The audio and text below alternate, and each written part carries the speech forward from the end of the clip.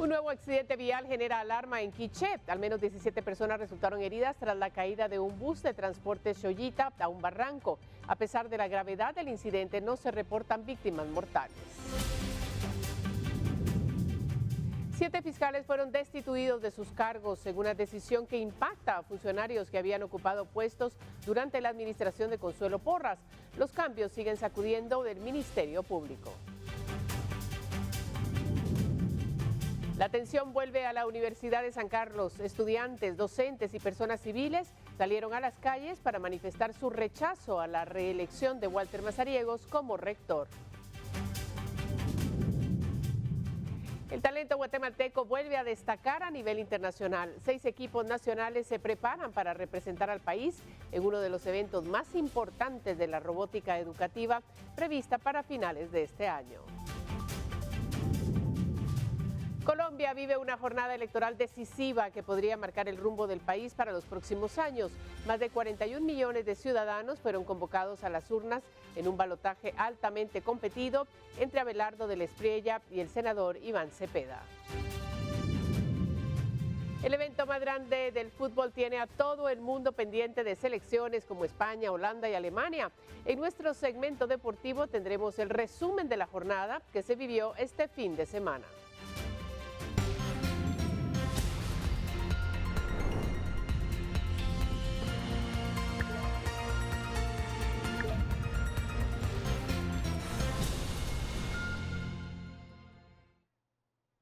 Bienvenidos a la emisión dominical de Noticiero Guatevisión. Soy María Luisa Gómez y junto a Doris Parada en la interpretación de lengua de señas les informaremos de lo más relevante del fin de semana. Y comenzamos de inmediato.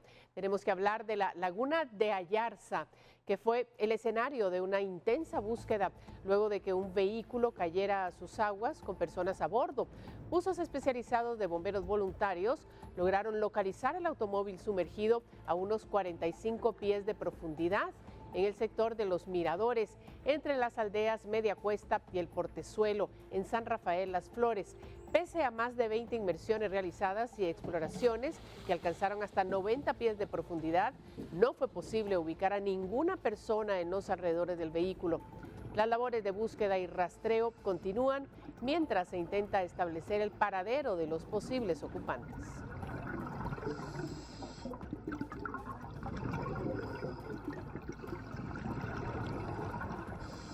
Bueno, y un motorista resultó gravemente herido luego de que 2 troncos de árboles se dieran durante un deslave en el kilómetro 24 de la ruta interamericana, en el tramo de la capital hacia San Lucas.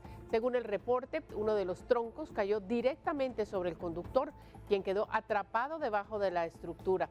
Bomberos municipales departamentales lograron rescatarlo y lo trasladaron en estado delicado a la emergencia del Hospital Roosevelt. En el lugar quedó la motocicleta bajo resguardo de las autoridades. El casco de protección que utilizaba el motorista quedó partido por el impacto.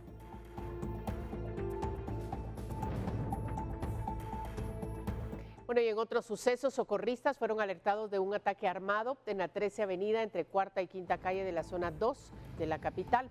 Al llegar al lugar, auxiliaron a un hombre de aproximadamente 70 años, quien presentaba heridas de arma de fuego. Tras una evaluación, se determinó que ya no contaba con signos vitales, por lo que se dio aviso a las autoridades correspondientes. El cuerpo de la víctima quedó frente al ingreso de un inmueble.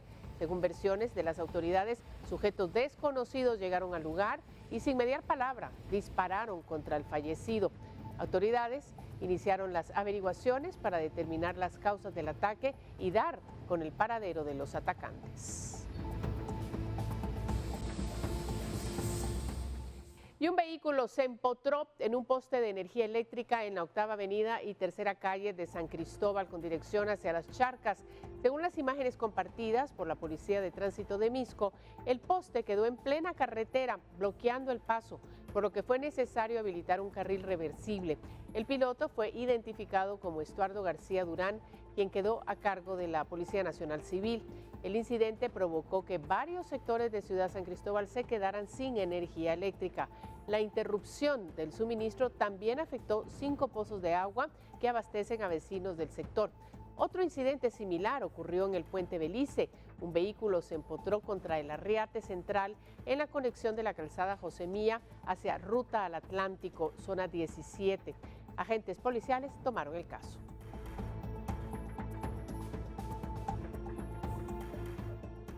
Y al menos 17 personas resultaron heridas luego de que un bus de transporte Xoyita cayera a un barranco en la ruta hacia los encuentros en Chichicastenango, Quiché.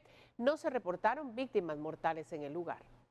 Momentos de angustia y desesperación se vivieron en la ruta hacia los encuentros en Chichicastenango, Quiché, cuando un bus de transportes Xoyita se precipitó a un barranco por causas que aún se investigarán. El accidente movilizó a socorristas de bomberos voluntarios y municipales departamentales, personal de emergencia y autoridades locales, quienes trabajaron para rescatar y auxiliar a los pasajeros afectados. De acuerdo con los reportes preliminares, al menos 17 personas resultaron heridas y fueron trasladadas a 3 centros asistenciales para recibir atención médica. El Ministerio de Salud informó que se mantiene en coordinación y monitoreo de la situación y confirmó que los pacientes están siendo atendidos en los hospitales de Quiché y Sololá, además del Centro de Atención Permanente de Chichicastenango. Las autoridades confirmaron que no se reportaron personas fallecidas en el lugar, pero sí más de 15 heridas. Entre los pacientes trasladados al Hospital Nacional de Sololá figuran Gabriel Eliseo Chuve, de 16 años, Maribel Ramírez, de 26, Kedin Díaz, de 24, y Leonor del Carmen Martínez, de 24 años, de origen nicaragüense. Mientras tanto, en el Hospital Regional de Santa Cruz del Quiché fueron atendidos otros lesionados, entre ellos Josefina Belén Pérez Alvarado, de 13 años, Marvin Ardón Tobar, de 62, Marta Alicia Cuá, de 39, Juan Pérez Gutiérrez, de 65, Juana Renox Raimundo, de 32, y Manuel Morales Istán, de 60. Por ahora, las investigaciones buscan determinar qué provocó que el bus terminara en el fondo del barranco. Entre las hipótesis que podrían ser analizadas figuran las condiciones de la ruta, posibles fallas mecánicas o factores humanos. Para Noticiero Guatevisión, Mabel Saucedo. Y lo que parecía un domingo normal en el centro histórico terminó en violencia. 2 jóvenes fueron asesinados a balazos en la zona 1 capitalina y minutos después el presunto responsable, aparentemente menor de edad, fue retenido y agredido por personas que presenciaron el ataque. Personas que disfrutaban de este domingo se vieron sorprendidas luego de los disparos en esta dirección, y es que 2 jóvenes fueron asesinados. El sicario intentó escapar, pero la motocicleta no le arrancó. Gracias, Mabel, y amigos televidentes. Queremos informar que bomberos municipales hemos movilizado 3 unidades dotadas con técnicos en urgencias médicas tras haber recibido el informe de un ataque armado en la 6ª Avenida y 18 Calle en la zona 1 de la ciudad capital, donde un centro de comercio bastante popular hemos localizado en el interior de uno de los corredores a 2 personas de sexo masculino que oscilan entre las edades de 20 a 24 años y que aún no han sido identificados, heridos por proyectiles de arma de fuego. Nuestros paramédicos hacen todo lo correspondiente por poder restablecer los signos vitales de estas personas. Lamentablemente se corrobora su deceso. La 6ª Avenida y 18 Calle de la zona 1 fue el escenario de un crimen. Un sicario accionó su arma de fuego y mató a 2 jóvenes. ¿Qué pasó en el lugar? El sicario esperaba a sus víctimas. Al observar su presencia, les dispara en repetidas ocasiones, generando la muerte de ambos. Unos jóvenes de entre 20 y 25 años de edad que no eran comerciantes del lugar, pero iban a pie por la acera donde hay ventas. El presunto agresor sale huyendo, pero la motocicleta M877 MRQ no encendió. Entonces, transeúntes que presenciaron el doble crimen lo alcanzan y golpean fuertemente. Los bomberos lo atienden y trasladan al hospital. Una tercera persona, Mabel, es atendida por nuestros paramédicos y con sirena abierta lo trasladan por lesiones y golpes en una turba que lo captura y los indica de haber sido la persona que atacó a estas 2 personas con un arma de fuego, y de hecho lo trasladamos aún con signos vitales al Hospital General San Juan de Dios. Las personas que estaban en los comercios cercanos, la joyería y ventas de ropa, sufrieron crisis nerviosa y fueron atendidas. Con imágenes de Eric Ávila para Noticiero Guatevisión, Mabel Saucedo. Y 3 mujeres murieron en hechos violentos en Quetzaltenango durante esta semana en 2 hechos aislados. Autoridades investigan posibles vínculos con pandillas y prestamistas. En hechos aislados durante esta semana, se reporta el asesinato con arma de fuego de 3 mujeres en Quetzaltenango. Las autoridades han iniciado las investigaciones en los casos, mientras que aseguran realizan operativos para reforzar la seguridad en el departamento. El miércoles 17, un guardabosques del municipio de Concepción Chiquirichapa localizó sin vida a 2 mujeres en un área boscosa. El Ministerio Público identificó a las víctimas como Roselia Saque Hernández, de 21, y Lourdes Villatoro, de 17. Ambas mujeres tenían heridas de proyectil de arma de fuego. Las pesquisas han iniciado y el primer móvil del ataque apunta a grupos pandilleros como presuntos responsables del hecho, según la Policía Nacional Civil. En un hecho aislado el sábado 20 de junio, una mujer fue atacada en su negocio en la zona 10. Bomberos voluntarios de la Quinta Compañía destacaron una unidad de emergencia, la cual al llegar verifica los signos vitales de una persona de sexo femenino, el cual presentaba múltiples heridas de bala. Lamentablemente la persona ya no contaba con signos vitales, por lo cual se dio aviso a las autoridades correspondientes. El cuerpo sin vida de esta mujer quedó en el interior de un local comercial. El ataque, según versiones de testigos, habría sido de forma directa de parte de 2 hombres encapuchados a bordo de una motocicleta. Posteriormente, los agentes policiales detuvieron a 4 presuntos sospechosos a bordo de un pick-up. La PNC afirma que los hombres en motocicleta cambiaron de vehículo y trataron de huir en un pick-up donde fueron localizados armas de fuego con sus respectivos permisos. La hipótesis policial asegura que la mujer habría adquirido un préstamo el cual no pudo pagar, reportó Lucero Zapalú.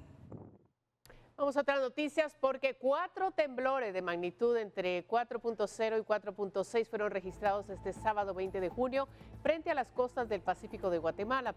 Según reportes del INSIBUMET y del Servicio Sismológico de Guatemala de la Universidad Mariano Gálvez, el primer evento se registró a las 11:51 horas, alcanzó una magnitud de 4.5 y su epicentro se localizó en el Océano Pacífico.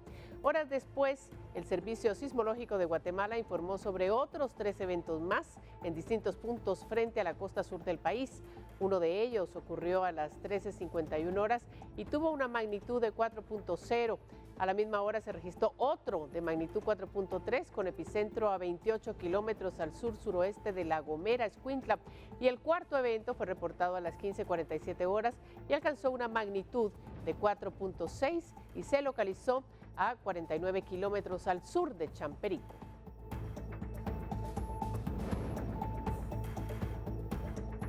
Y Guatemala registra un nuevo repunte de emergencias a causa de las lluvias que afecta gran parte del territorio nacional. Según la Conred, ya se han reportado 539 emergencias, principalmente por inundaciones, deslizamientos, caída de árboles y daños en viviendas e infraestructura. Los departamentos más afectados son Alta Verapaz, Guatemala, Quiché, Chiquimula y Zacatepeques, donde se concentra la mayor parte de incidentes. Las autoridades confirmaron que la temporada de lluvias ha dejado personas fallecidas, heridas y miles de afectados. Conred advierte que las condiciones inestables continuarán en los próximos días, por lo que se mantiene el monitoreo en zonas de alto riesgo. Los cambios en el Ministerio Público continúan con la destitución de fiscales, quienes ocuparon cargos durante la administración de Consuelo Porras. De acuerdo con la información proporcionada, 7 fiscales fueron cesados de sus cargos. El fiscal general y jefe del Ministerio Público, Gabriel García Luna, destituyó a 7 funcionarios que ocuparon cargos durante la administración de Consuelo Porras. Además, se confirmó una renuncia más. Entre las destituciones destaca la de Cintia Monterroso, quien se desempeñaba como fiscal regional durante la gestión de Consuelo Porras. Monterroso estuvo a cargo de investigaciones que generaron controversia y por las cuales fue sancionada por Estados Unidos bajo señalamientos de socavar la democracia y corrupción. Participó en diligencias relacionadas a la captura del periodista José Rubén Zamora, presidente del periódico. Además, participó en investigaciones contra fiscales anticorrupción que integraron la CICIG. Además, estuvo a cargo de operativos vinculados contra el partido Movimiento Semilla, esto por supuestas irregularidades en las elecciones de 2023. Otros fiscales que fueron destituidos son Noé Rivera Vázquez, quien fungió como fiscal de sección de la Fiscalía de Derechos Humanos. Marilyn Castillo, de la Fiscalía de Delitos Administrativos, estuvo a cargo del caso TREP, donde se señaló a exmagistrados del TSE de supuestas irregularidades en el sistema utilizado para las elecciones de 2023. Carlos Roberto Toom, subdirector de Investigación Criminal Operativa de la Dirección de Investigaciones Criminalísticas, Roxy Gabriela Arriola, agente fiscal de la Unidad de Métodos Especiales de Investigación, Lucía del Carmen Muñoz Herrera, asistente ejecutiva de la Unidad de Métodos Especiales de Investigación, Estuardo Arnoldo Sea, subcoordinador de Sistemas y Comunicaciones de la Unidad de Métodos Especiales de Investigación. Además, trascendió que Óscar Sagastume Álvarez, director de Investigaciones Criminalísticas, presentó su renuncia. Con información de Douglas Cuevas, reportó para Noticiero Guatevisión, Elmer Vargas.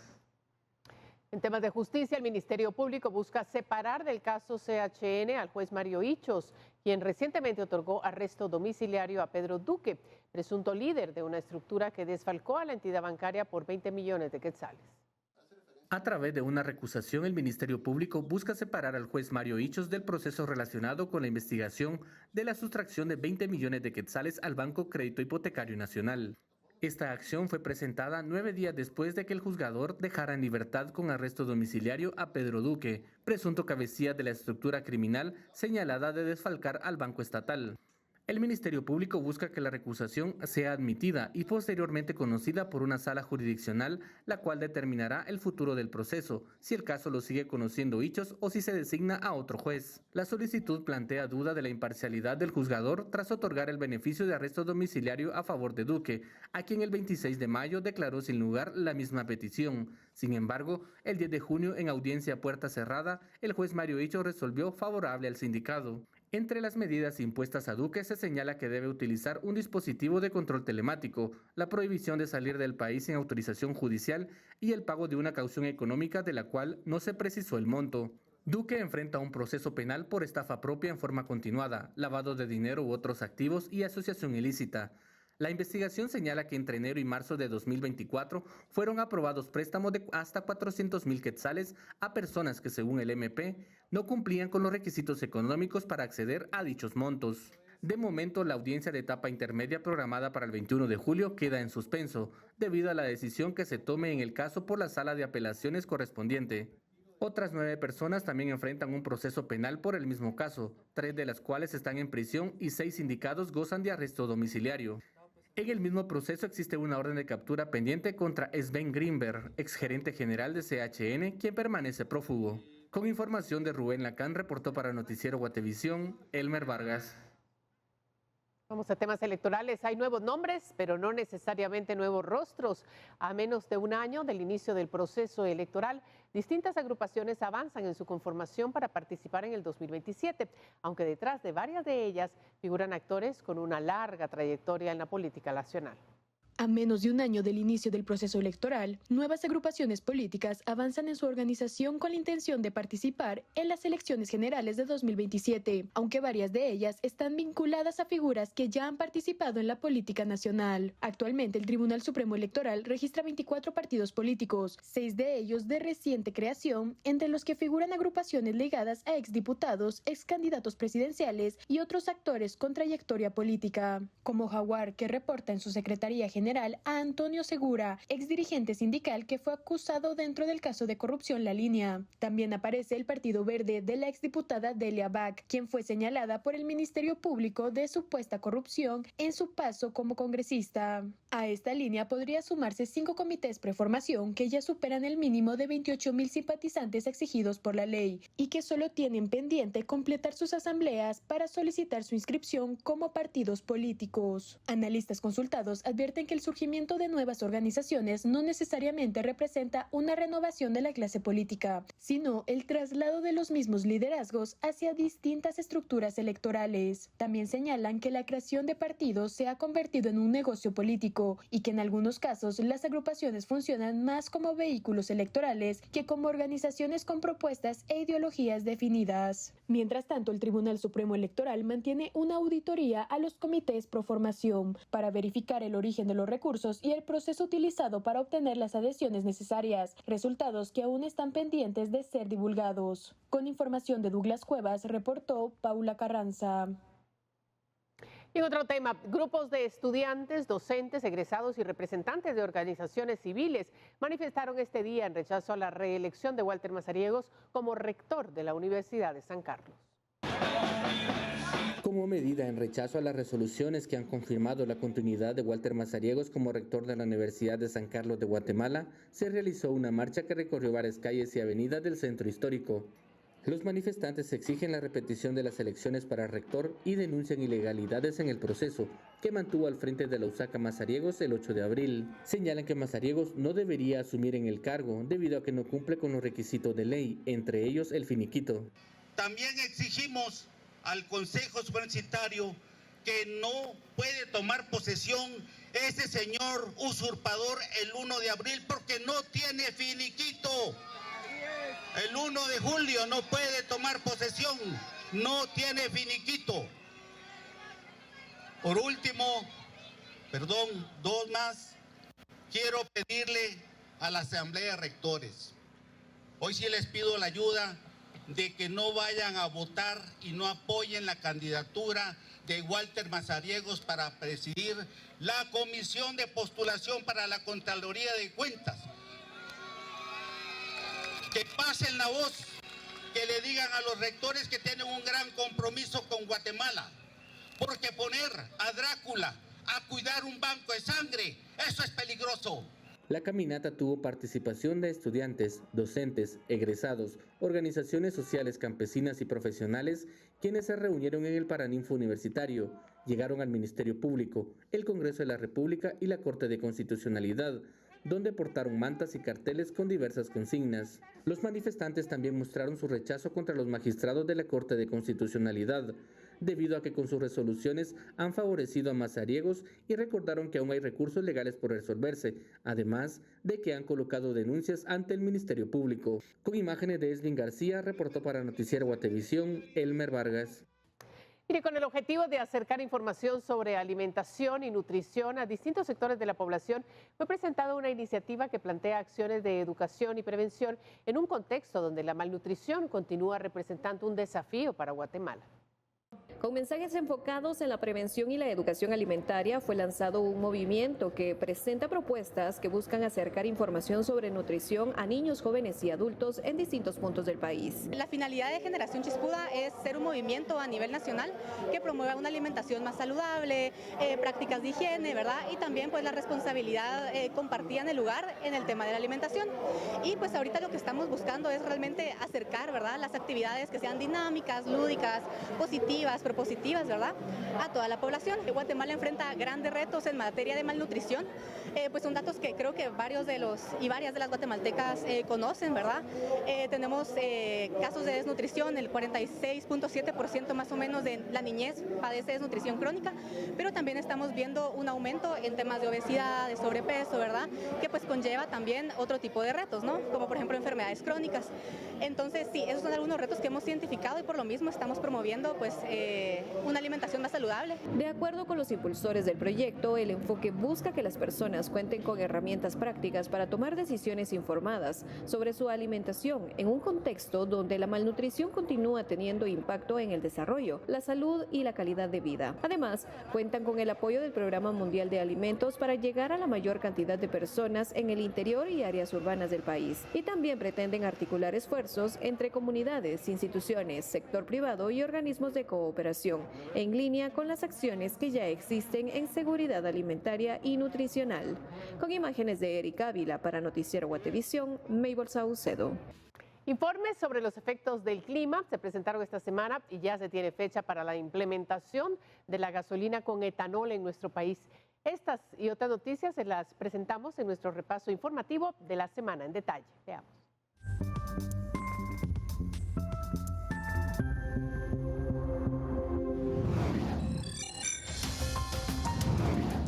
Guatemala se encuentra en transición hacia el fenómeno del Niño. El INSIBUME informó que aún no hay condiciones suficientes para confirmarlo y que se requieren 4 observaciones más para declarar el evento.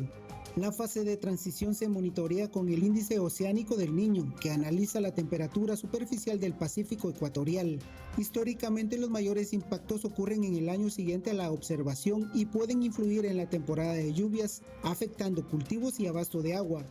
La ministra de Agricultura, María Fernanda Rivera, informó que junio mantiene humedad normal en los suelos, pero julio y agosto podrían presentar lluvias por debajo de lo normal en varias regiones, por lo que se han activado medidas anticipadas.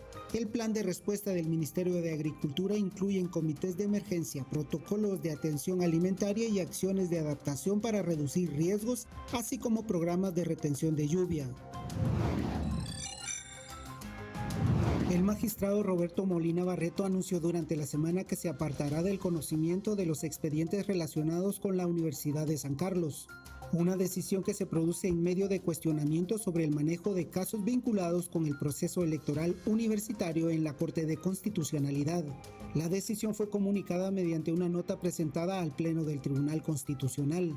Según el magistrado, las resoluciones emitidas hasta ahora en estos expedientes no han abordado el fondo del proceso de elección de autoridades universitarias. La decisión ha generado reacciones entre distintos sectores. Analistas consideran que la inhibición del magistrado debió de producirse antes del conocimiento de algunos expedientes. Otros sostienen que las resoluciones vinculadas al proceso universitario podrían incidir en la percepción pública sobre la independencia y credibilidad del máximo tribunal constitucional. Una parte del puente que comunica con la isla de Flores en Petén colapsó este martes 16 de junio, obligando a restringir el paso y a declarar emergencia en uno de los principales accesos turísticos del país. El socavamiento provocado por el oleaje del lago Petén Itzá y el avance de las grietas terminaron por ceder en una de las áreas de esta carretera. Después del incidente, autoridades municipales y COCODES de la isla de Flores cerraron el paso de forma parcial, en donde solo los vecinos registrados podían acceder en vehículo al lugar. Entre el miércoles y jueves se inició la fase de estudios y recopilación de datos previos a la elaboración del proyecto de reparación del sector afectado, en donde participó una retroexcavadora y un equipo de topografía. El Programa de las Naciones Unidas para el Desarrollo presentó este martes el informe Democracias bajo presión, reimaginar los futuros de la democracia y el desarrollo en América Latina y el Caribe. Estuvo presente el presidente Bernardo Arévalo y la directora regional del PNUD, Michelle Musset. El documento advierte que aunque la democracia sigue siendo el sistema político predominante en la región, la confianza de la ciudadanía en su capacidad para responder a sus demandas muestra signos de desgaste. Entre las principales amenazas identifican la desigualdad, la polarización, la desinformación, la inseguridad y la influencia de actores económicos y criminales. En el caso de Guatemala, el informe reconoce oportunidades en los recientes procesos de renovación de autoridades, pero también señalan debilidades institucionales, desigualdades estructurales y la alta exposición del país a fenómenos climáticos.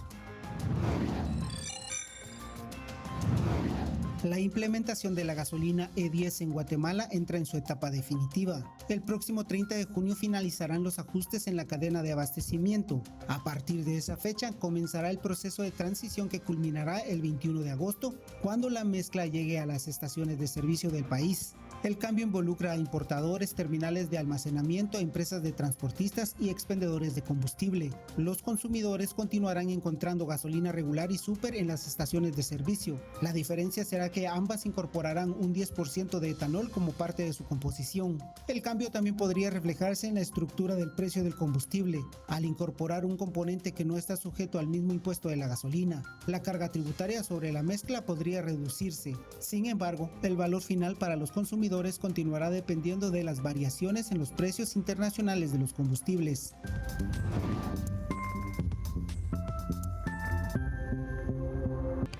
Varios videos que se hicieron virales en redes sociales durante la semana se los presentamos en Mundo Insólito. Un accidente aéreo y un nuevo récord del mundo por armar un cubo de Rubik se encuentran entre ellos. Veamos. La tragedia comienza a bajar.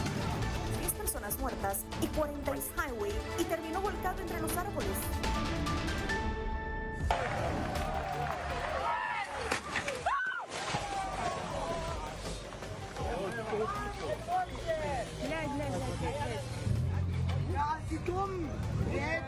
Una anciana con su scooter de movilidad provocó una caída múltiple durante la etapa final de una competencia juvenil de ciclismo en Alemania.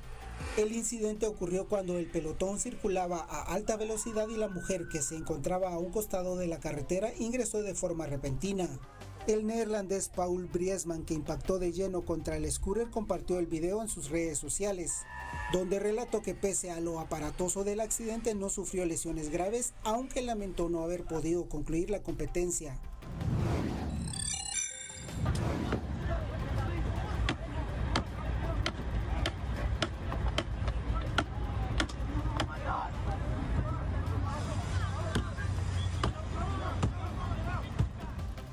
Un jet privado se estrelló el martes sobre la autopista estatal Loop 20 en Laredo, Texas, y causó la muerte de una de las 6 personas a bordo, mientras el siniestro obligó al cierre prolongado de una de las principales vías de la ciudad y abrió una investigación federal.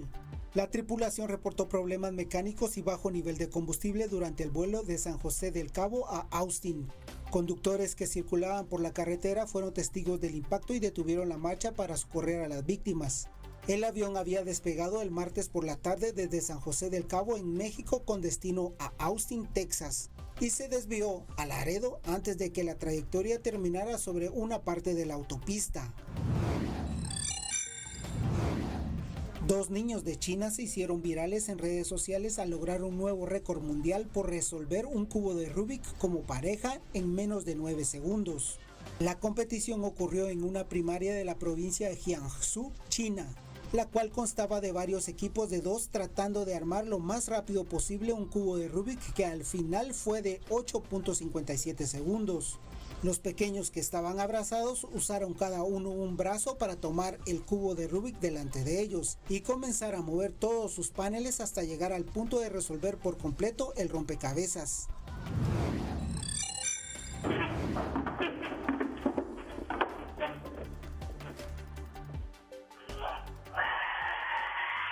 Una granjera de Columbia Británica en Canadá logró ahuyentar a un puma que atacaba a una de sus cabras enanas nigerianas. El incidente quedó registrado en video donde se observa a varias cabras corriendo dentro de un establo. El balido de la cabra al intentar escapar de las fauces del felino alertó a Gina Moore, propietaria de la granja, que ingresó al establo y enfrentó al animal propinándole una patada, acción que hizo soltara a su presa y escapara.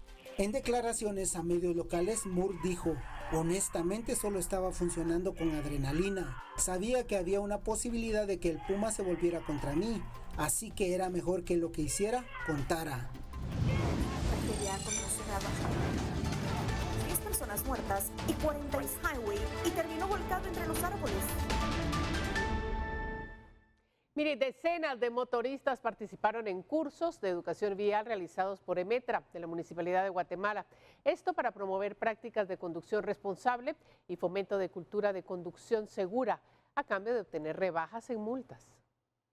Vidas en Ruta es un curso especializado, el cual tiene una parte teórica y una parte práctica, que tiene como objetivo promover la conducción responsable de los motoristas para disminuir los accidentes y crear conciencia del manejo adecuado del vehículo, así como el respeto al reglamento de tránsito. Por la gran cantidad de personas se divide en 2 grupos, uno va a la parte teórica, en donde están viendo todo lo que es normas del reglamento y la ley de tránsito, pero también les estamos poniendo casos reales, que vean qué ocurre y cómo queda un motorista después de un accidente, para que vean que no es un tema de tomarse a la ligera. Y en la parte práctica tenemos una parte de conducción entre conos, tenemos uno con rampas para ver si ellos finalmente, digamos, tienen buena equilibrio. Según registro de las autoridades, estiman que más de 1.500 motoristas participaron en las capacitaciones teóricas y prácticas sobre el manejo de la motocicleta. Estos cursos también permiten a aquellos conductores obtener una rebaja de las multas recibidas de hasta un 60%. Pues está muy bien. Yo, al menos de mi parte, vine por exceso de velocidad, supuestamente por pasarme tal vez unos 2 o 3 kilómetros más de lo excedido. Pero pues por los que no habían venido o los que tenían multas, ya sea por subirse a banquetas o por algunas otras cosas, pues está muy bien. Hay muchas, pero entre todas yo creo que la alta velocidad, las imprudencias de muchos motoristas, ¿verdad? No miden o no respetan muchas normas de tránsito, que es lo que pienso que es la principal causa de muchos accidentes. De acuerdo con las autoridades de tránsito, de enero a mayo se han registrado más de 7.000 hechos viales, donde están involucrados motoristas. Las zonas 1, 11, 12 y 18 presentan los mayores registros según Flores. Con imágenes de Esvin García, reportó para Noticiero Guatevisión, Elmer Vargas.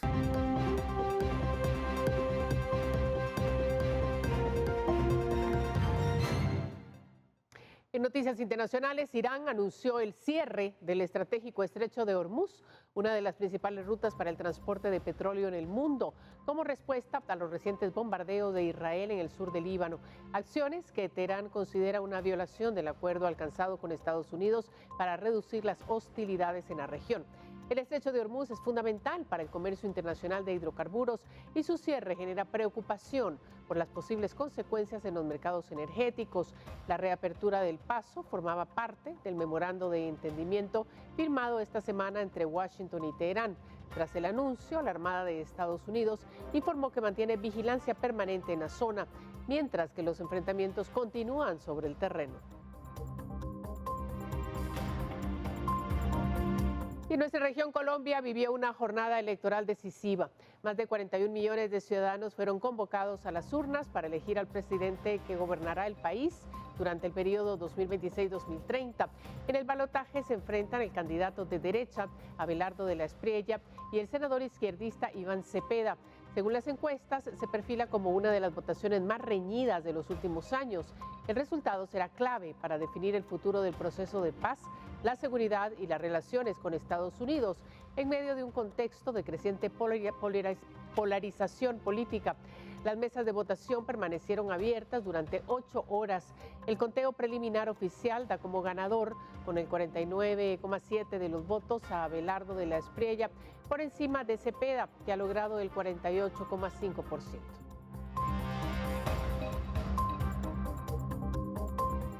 Y Europa vuelve a sofocarse bajo temperaturas extremas. Millones de personas enfrentan una nueva ola de calor, la segunda en menos de un mes, en un fenómeno que los expertos asocian al cambio climático y que ha obligado a varios gobiernos a activar medidas de emergencia. De España al Reino Unido, millones de europeos se enfrentan desde el viernes una segunda ola de calor en menos de un mes vinculada al cambio climático, especialmente en Francia, donde las autoridades convocaron a una reunión de crisis. Los científicos alertan de que las olas de calor en Europa se vuelven más frecuentes a causa del cambio climático. Según la Organización Mundial de la Salud, mataron a más de 200.000 personas en Europa en los últimos 4 años.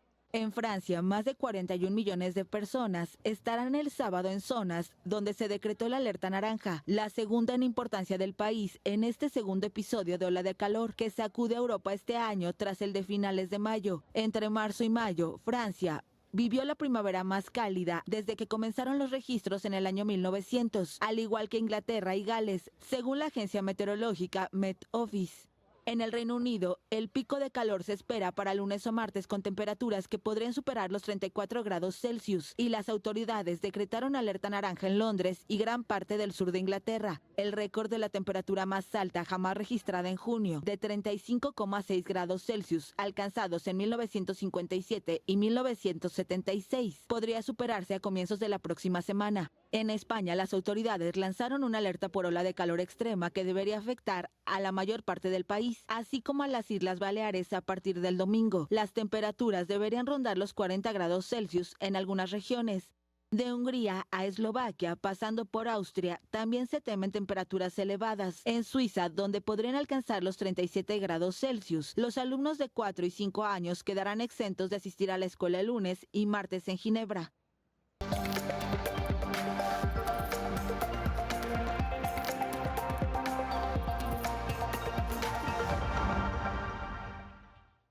Seis equipos llevarán el nombre de Guatemala a uno de los escenarios más importantes de la robótica educativa a nivel mundial, ya que representarán al país en Puerto Rico en diciembre de este año.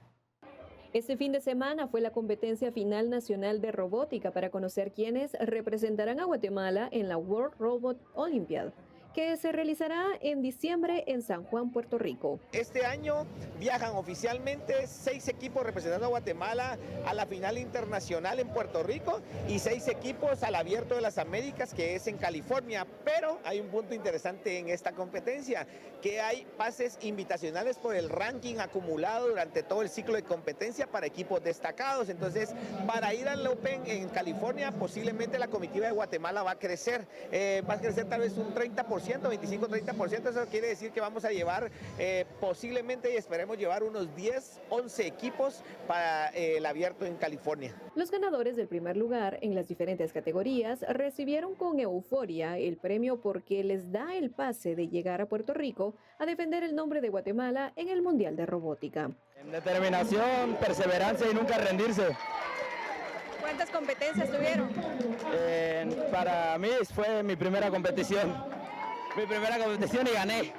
¿Y cómo van a representar a Guatemala? ¿Con qué proyecto es? Con el mismo que tenemos ahorita, Custodio Silencioso. ¿Y en qué consiste? Contanos. Es un robot que protege y reserva todo lo que representa la cultura de Guatemala. Te veo muy emocionado, van felices, van a competir al mundial. ¿Qué es lo que van a ir a hacer? Pues en dado caso, ahorita en el modelo que tenemos, mejorarlo y ponerle más, y adicional, ponerle más cultura guatemalteca. No hemos dormido solo por estar aquí, pues ya tenemos el Gran Premio. Hemos ido a Panamá ya tuvimos la oportunidad. Estamos muy contentos, ¿verdad?, de participar en esta oportunidad y nuevamente pues tener en alto, en primero el nombre de Tacaná San Marcos, el nombre del colegio y por supuesto representar de la mejor manera. Las categorías de la competencia son misión robótica, donde los robots completan retos en una pista, innovadores del futuro, en la que los participantes crean soluciones tecnológicas a problemas reales, ingenieros del futuro, enfocada en el diseño y programación de sistemas autónomos, y deporte robótico, donde los equipos compiten mediante estrategia y tecnología. Para nosotros es un orgullo porque parte de la universidad o los valores de la universidad es que queremos fomentar la tecnología y la innovación en los jóvenes. Entonces sabemos que la educación es la base del desarrollo del país. Este viaje representa más que una competencia, es la posibilidad de demostrar que desde Guatemala también se puede crear, innovar y competir en ciencia y tecnología. Ahora comienza la cuenta regresiva. Entrenamientos, pruebas y preparación para buscar destacar entre los mejores del mundo. Con imágenes de Eric Ávila para Noticiero Guatevisión, Maybol Saucedo. Llegamos al final, gracias al equipo, por supuesto a Doris Parada y a ustedes por su preferencia. Mañana nos encontramos aquí con más información. Hasta pronto.